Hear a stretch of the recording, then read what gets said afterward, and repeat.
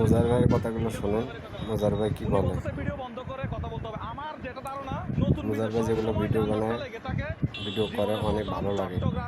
দেখেন মুজার ভাই কি বলে। মুজার ভাইয়ের ভিডিওগুলো অনেক সুন্দর, দেখার মতো। যে কেন আজকে কি কোনো ভিআইপি আসতেছে, যার কারণে হচ্ছে আজকে যানজট নাই। সব সময় এখানে যানজট থাকে, আজকে যানজট নাই কেন একটু দেখি আমি। রাস্তার দুই পাশে কিন্তু ক্লিয়ার, কিন্তু অন্যান্য দিন আমি কখনো এরকম দেখি নাই। আসসালামু আলাইকুম, একটু কথা বলবো। আজকে এত ক্লিয়ার কেন? ভিডিও বন্ধ করে কথা বলতে হবে। উনি বলতেছে ভিডিও বন্ধ করে কথা বলতে হবে। আমার যেটা ধারণা, এইখানে নতুন ব্রিজে সব সময় যানজটটা লেগে থাকে। মানে আজকে আমি দেখলাম স্মুথলি গেলাম, স্মুথলি আসলাম। আমার কথা হচ্ছে সব সময় এরকম থাকে না কেন? এইখানে বাসগুলো দাঁড়ায় থাকে, এইখানে বাসগুলো সব সময় দাঁড়ায় থাকে। এই জায়গাটাতে বাসগুলো সব সময় দাঁড়ায় থাকে। ওই যে বাস দাঁড়ায় আছে, ওই যে বাস দাঁড়ায় আছে। কেন বাস দাঁড়ানোর জন্য নির্দিষ্ট জায়গা নাই দেশে? দেশে বাস দাঁড়ানোর জন্য নির্দিষ্ট জায়গা থাকবে না?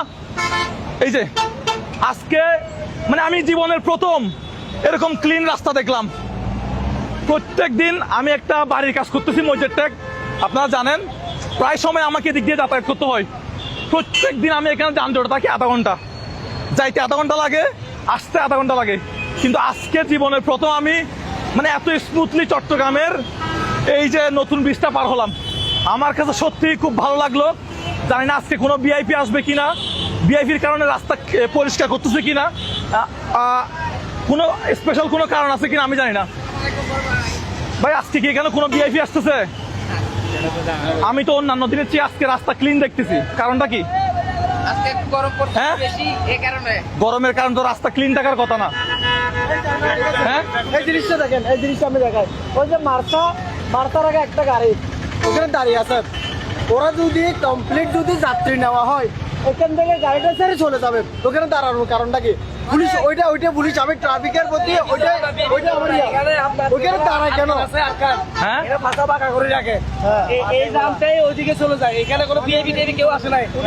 ক্লিয়ার থাকে, বাসগুলো সেগুলি ক্লিয়ার থাকলে তাইলে রোড একদম ভালোভাবে ক্লিয়ার থাকে। এরা ওই গাড়ি মসজিদের সামনে ফাঁকা বাঁকা করে রাখে, আর আগা গোড়া জাম হয়ে যায়। ওখানে দেখলাম তো সব ঠিক, এখানে আর কোনো ঝামেলা নাই, জাম নাই। 3টা অ্যাম্বুলেন্স গাড়ি যেতে পারতেছে না জ্যামের কারণে। ওখানে যদি মানুষ মারা যাবে না। আমার কথা হচ্ছে ট্রাফিক যেখানে 5 জন দরকার সেখানে 10 জন দিবেন, সেখানে 20 জন দিবেন। ঘন্টার পর ঘন্টা জ্যাম থাকা কোনো তো মানে হয় না। আজকে আমি অবাক হয়ে গেলাম।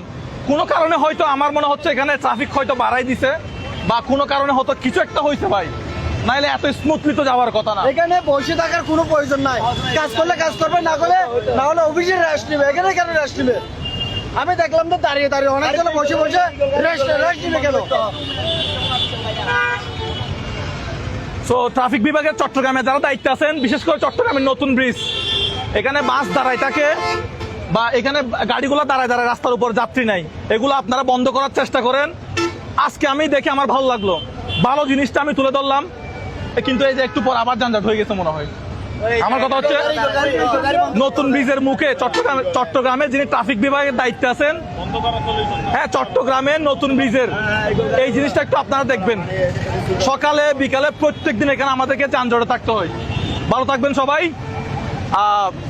মানুষের ঘন্টার পর ঘন্টা যে যানজটে থাকতে হয়, এটা এখান থেকে আর এখানে রং সাইডে অনেক গাড়ি ঢুকে, আপনার রং সাইডে ঢুকবেন না। ঠিক আছে, ভালো থাকবেন সবাই। আসসালামু আলাইকুম।